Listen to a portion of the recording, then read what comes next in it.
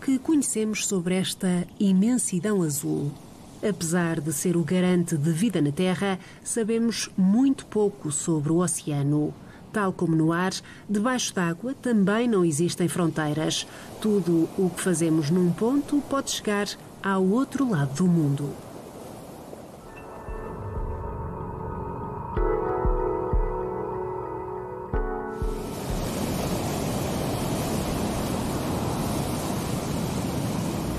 O filme Seaspiracy, da Netflix, leva-nos a um passeio de aprendizagem pelos oceanos, desde a importância dos tubarões e golfinhos para os ecossistemas até aos efeitos altamente prejudiciais que a pesca industrial tem no nosso planeta.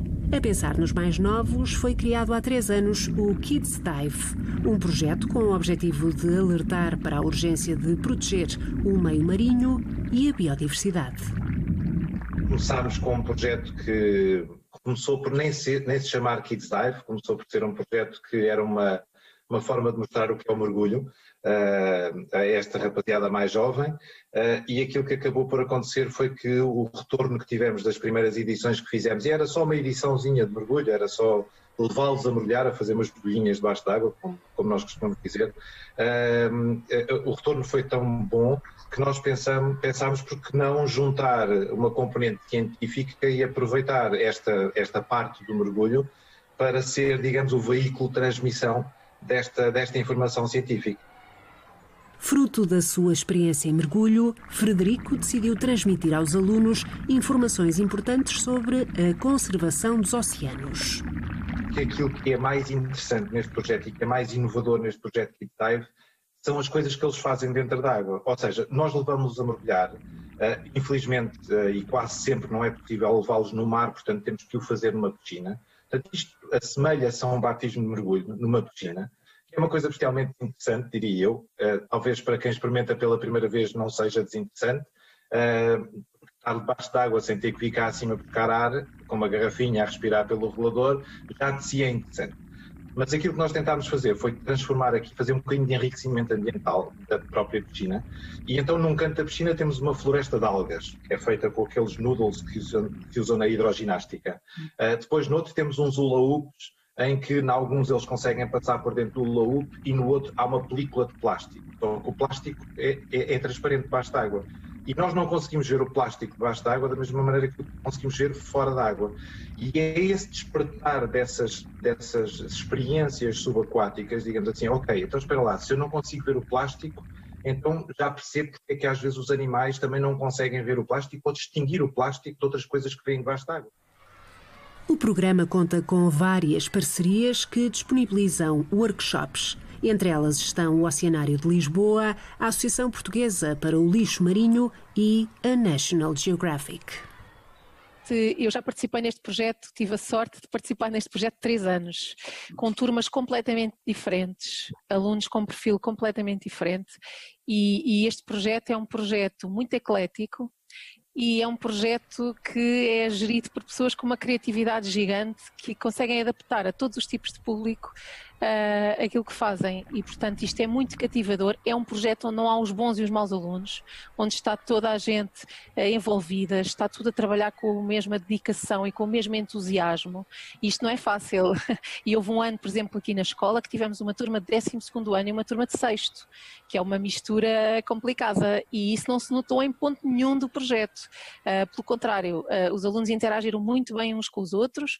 No final, aqui na Escola da Cidadela, até decidimos fazer um Cidadela Summit inspirado no National Geographic Summit, onde tivemos uma mistura dos alunos mais novos com os mais velhos, e foi uma experiência muito, muito boa.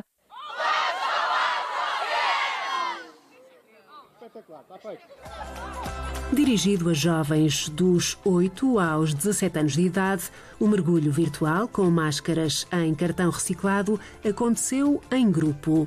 A viagem foi guiada por cientistas e comunicadores de ciências nacionais e internacionais. No seguimento do Covid-19, achámos que era uma maneira criativa e a única maneira de termos alguma praticidade no projeto, que é uma coisa que nós valorizamos muito. Portanto, chamámos o Paul Rose, que é uma personagem da biologia marinha super cativante, para que os alunos estivessem realmente a aprender e com a experiência dele de mergulho, que é uma coisa fantástica. Para já aprende-se a fazer, sobretudo a fazer, não é? Mais do que a ouvir, a fazer, nestas idades ainda mais. E depois, como as atividades têm sempre um caráter lúdico associado, os alunos acabam por se envolver de outra forma. E, por exemplo, este ano, que é um ano em que houve tantos projetos cancelados porque não se podia, o Kids Dive, não houve um não se pode no Kids Dive, e estamos a falar de um projeto muito prático, e não houve um não se pode, houve um, então vamos, o que é que nós podemos fazer?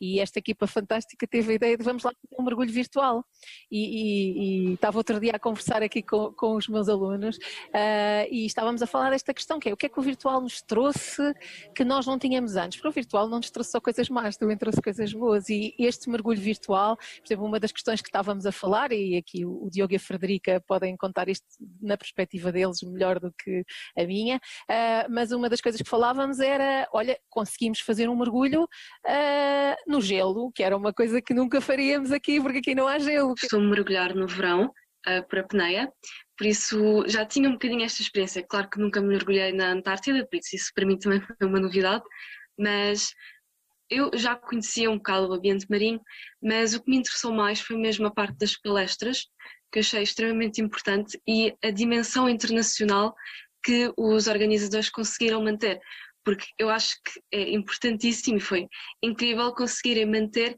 e trazer o Paul Rose, como já foi várias vezes mencionado, que é um mergulhador, e nós tivemos hipótese de falar com ele, não estando no mesmo continente, falando uma língua que não era a nossa, e eu pessoalmente consegui pôr-lhe uma pergunta, perguntar-lhe o nome da minha escola, e questioná-lo sobre a experiência de mergulhador dele, sobre o que é que ele desejava não ter visto, que viu da sua experiência, e sabia o caminho para falarmos sobre a poluição dos ecossistemas marinhos e o que ele viu e o que é que ele desejava não ter visto neste caso.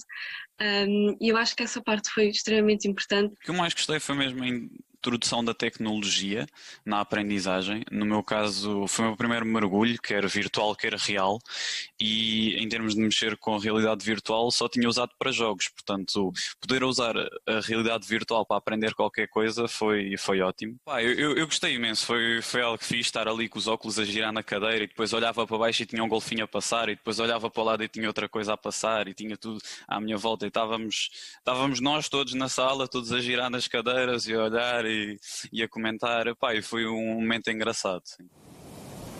O mergulho virtual contou com 1.300 participantes de todo o país. Uma das intervenções mais populares ficou a cargo de Paul Rose, líder das expedições da National Geographic Pristine Seas. Todos os oradores levantaram questões sobre a conservação do oceano, da biodiversidade e dos habitats. Tentamos dar sempre uma perspectiva positiva, no sentido de, ok, isto está a acontecer, e o que é que nós vamos fazer para mudar isto? O que é que nós podemos fazer enquanto cidadãos, enquanto pessoas individuais? Quais são os comportamentos que nós podemos mudar, as ações que podemos tomar? Eu acho que isso é importante, porque muitas vezes nós ouvimos, e principalmente nas redes sociais acontece muito isto, ouvimos os problemas e somos sobrecarregados de negatividade e de, olhem, está tudo muito mal, vai tudo acabar, e isso afeta muito as pessoas, principalmente as gerações mais novas, porque é um sentimento de impotência que também se cria em nós, cria-se em mim imenso. Eu, quando começo a ver essas coisas, fico logo negativa.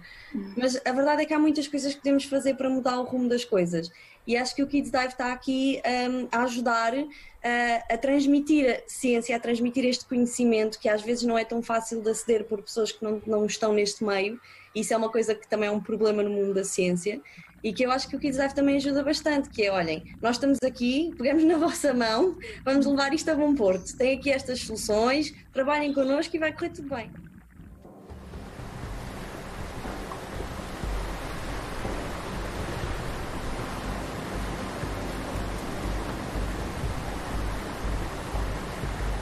Neste mergulho no ensino ambiental encontramos também o Programa Atlantis. Nasceu a 15 de março deste ano e pretende trabalhar o contínuo oceânico, despertando emoções e sentidos. Para os jovens realmente vivenciarem o mar e isso despertar neles a vontade de cuidar. Então acho que essa, apesar de complementar com a biologia, com o conhecimento científico, com a parte da ecologia mais na prática, não é? Como é que realmente eles podem no dia a dia fazer mudanças de comportamento, de consumo, e isso realmente fazer diferença no todo, mas é despertar neles essa relação emocional, que eles vivam o mar, e que no fundo é o que nós também sentimos, que também nos transformou a nós, então queremos repassar isso para as gerações mais novas, e quanto mais cedo eu acho que melhor. Acaba por nos trazer curiosidade de desenvolver até conexão entre espécies. Nós podemos desenvolver uma comunicação entre espécies e também acaba por também nos inspirar muito, pode-nos trazer ideias. Em termos de autoconhecimento também, esta prática empodera-nos muito, traz-nos confiança, traz coragem, traz foco, traz força, e o mar em si também, não só enquanto metáfora, mas mesmo de observar os fenómenos que acontecem no mar e trazer essa informação, essa sabedoria do mar para a nossa vida, para o nosso dia-a-dia, integrar essa sabedoria da natureza.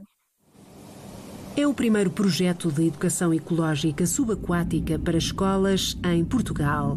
Foi há 5 anos que a fundadora do programa, Violeta Lapa, se ligou verdadeiramente ao mar. Nesta conexão, aprendeu a nadar e a perder a fobia que tinha à água. Hoje em dia dou sessões de terapia aquática em piscina, e também estas iniciações no mar. E a dança continua, nós realizamos dança aquática, nós realizamos viagens que trazem uma série de vivências na natureza e com a natureza, e uma delas é levar este nosso movimento da terra para debaixo da água e aprofundar também essa conexão com os golfinhos, através do movimento e da dança. E tem sido assim esta grande missão, este grande amor pela água, por tudo o que tem trazido, não só descobertas, mas as vidas que tem transformado ao longo deste caminho. É um espaço, acima de tudo, em que a pessoa tem muita liberdade dos movimentos que quiser realizar, e acaba por ser também um mergulho interno. A água trabalha muito as nossas emoções, quer seja no mar ou na piscina, mas num contexto mais controlado, confortável, em que não está em perigo, nem está seguro, é possível mesmo aceder não só a traumas, memórias, curas profundas através desta medicina que é a água. O projeto, que vai abranger 470 alunos de Sesimbra, propõe a realização de sessões de freediving, limpeza de praias, palestras com especialistas e também um workshop para incluir algas na dieta alimentar.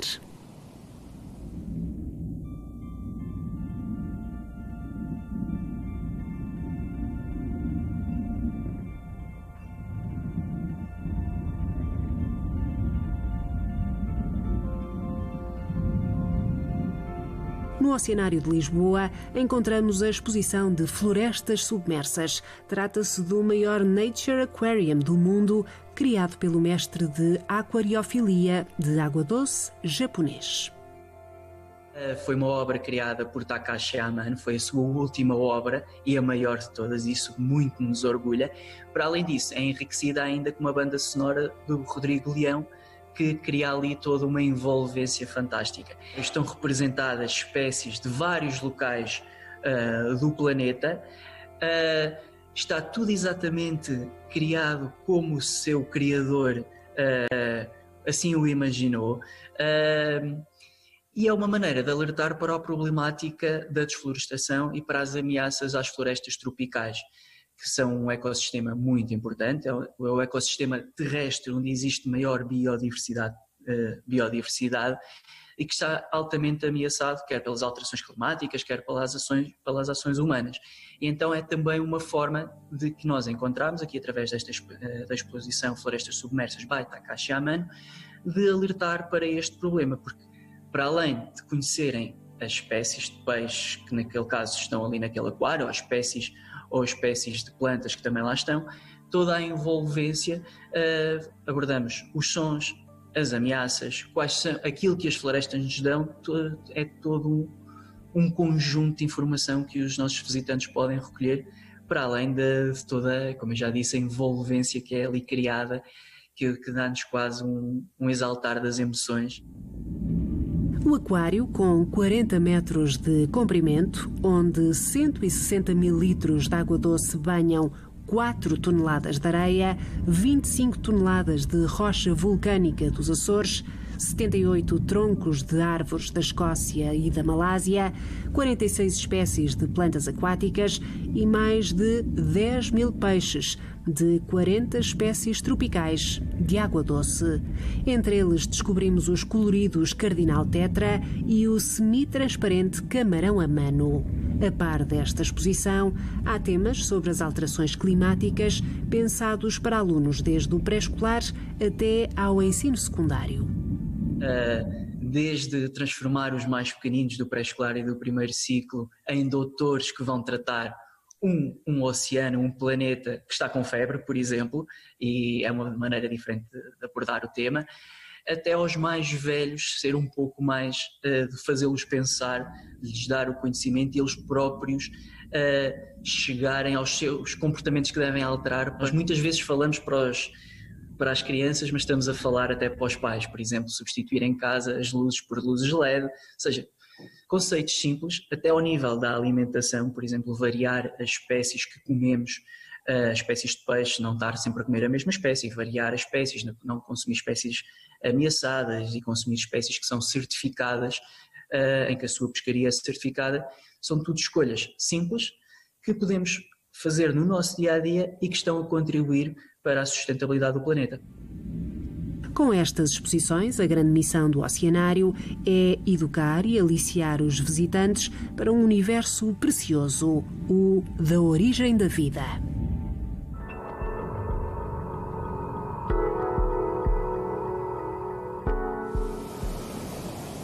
O CIMAR desenvolveu uma campanha de literacia sobre o lixo marinho do oceano chamada Ocean Action. As atividades práticas vão desde limpezas de praias à observação dos microplásticos. O projeto foi selecionado para integrar a campanha de divulgação Each Drop Counts, que ilustra algumas iniciativas para uma Europa mais azul. Terá um sem número de situações que eu devo reduzir ou recusar, porque não preciso, sei que são problemáticas. Não?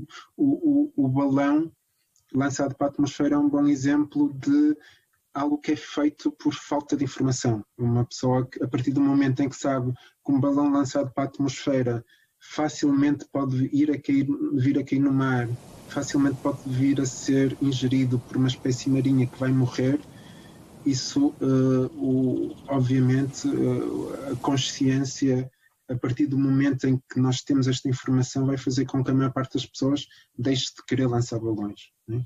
E este é um ato que nos remete muito para um comportamento humano, que é nós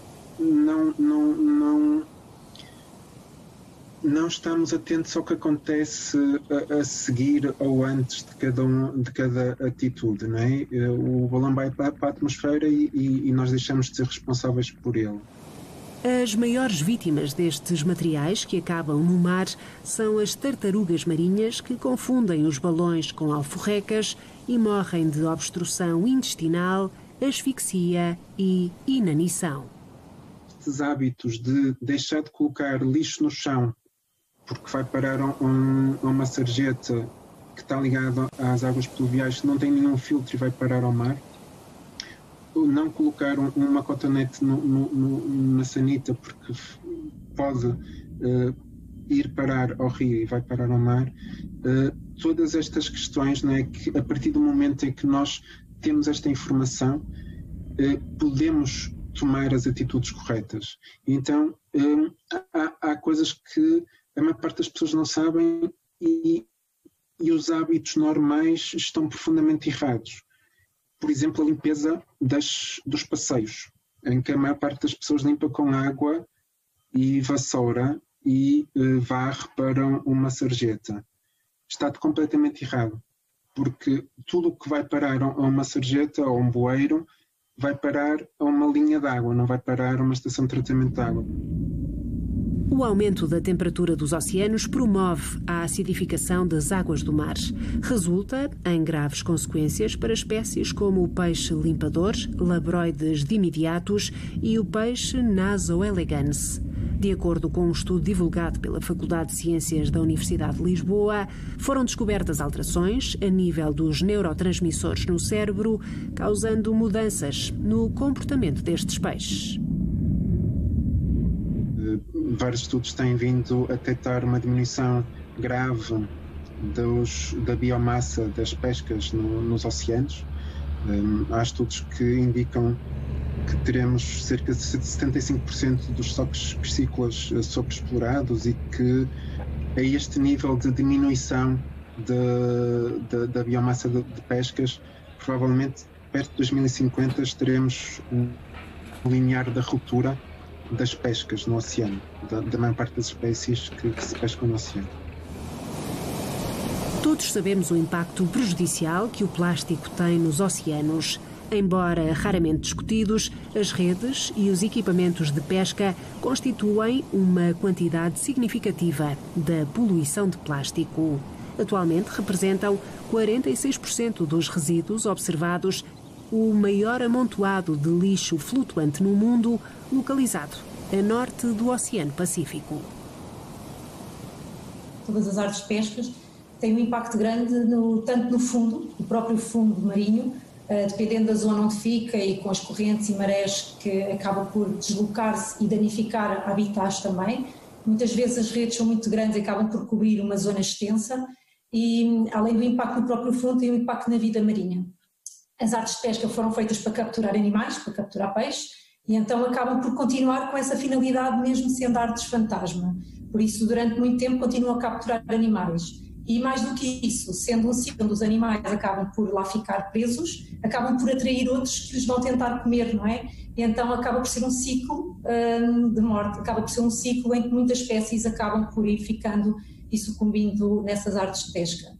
E essas redes, muitas delas tendo uma vida, por assim dizer, útil muito longa, porque se o tempo de degradação completo estima-se sejam perto de 600 anos, durante muitos anos aquela rede vai estar ali ainda a fazer o seu fim, que é apanhar, capturar animais. Quais são as espécies mais ameaçadas por este problema?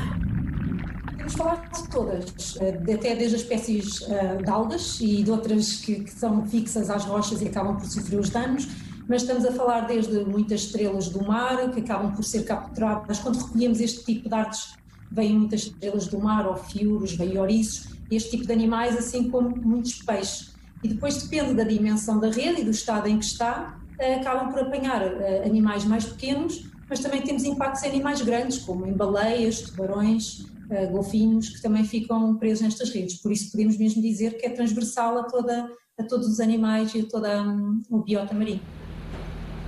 Atualmente, um dos itens que mais se encontra no conteúdo estomacal dos peixes são fibras provenientes das redes de pesca.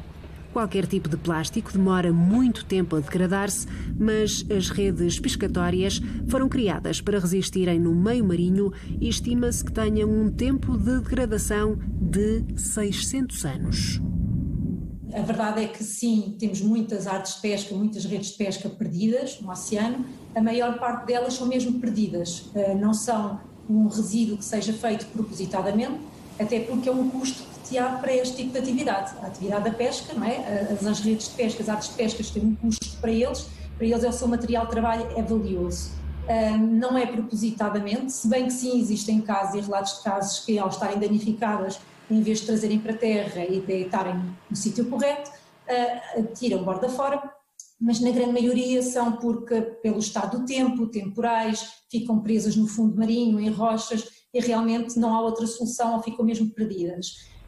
Aqui a solução passa também não só pela sensibilização direta dos pescadores, exatamente para, quando é possível recuperar estas artes, trazerem para a terra para encaminharem para o sítio correto, mas também passa muito por mudanças e regressarmos aos tipos de artes que tínhamos antigamente, evitar tanto o uso de plástico. Temos um exemplo no sul de Espanha, que estão a voltar, por exemplo, às armadilhas, aos alcatruzes em barro, em cerâmica, como antigamente, e estão a abandonar os potes de barro que encontramos às vezes às centenas quando há mau tempo em Portugal, e que nem sequer é um plástico que pode ser reutilizado após ser recuperado.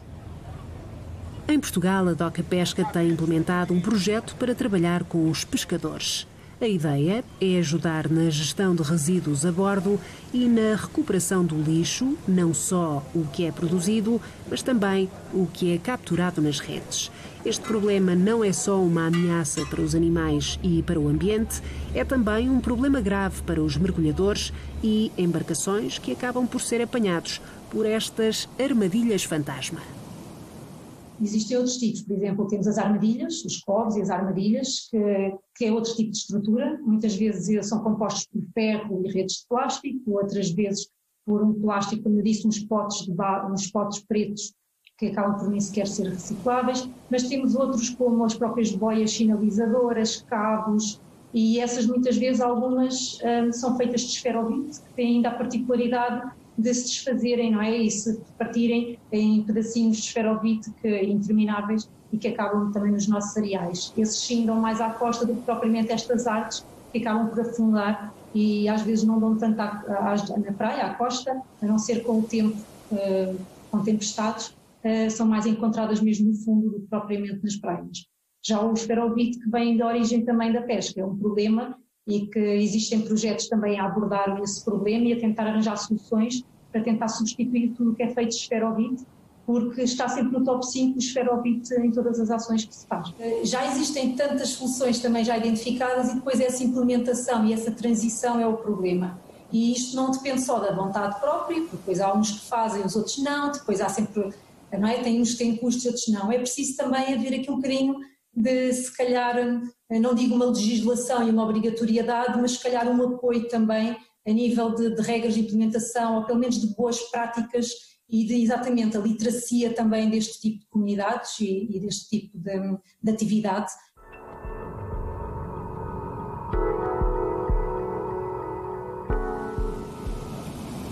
Atualmente em Portugal, se um pescador perder uma rede de pesca, pode comunicar em que zona a terá perdido junto dos centros de mergulho locais para que rapidamente sejam resgatadas do fundo do mar. É preciso educar para que todos possamos preservar e evitar a chegada de mais ameaças antropogénicas ao oceano. Voltamos para a semana. Até lá, seja biopositivo.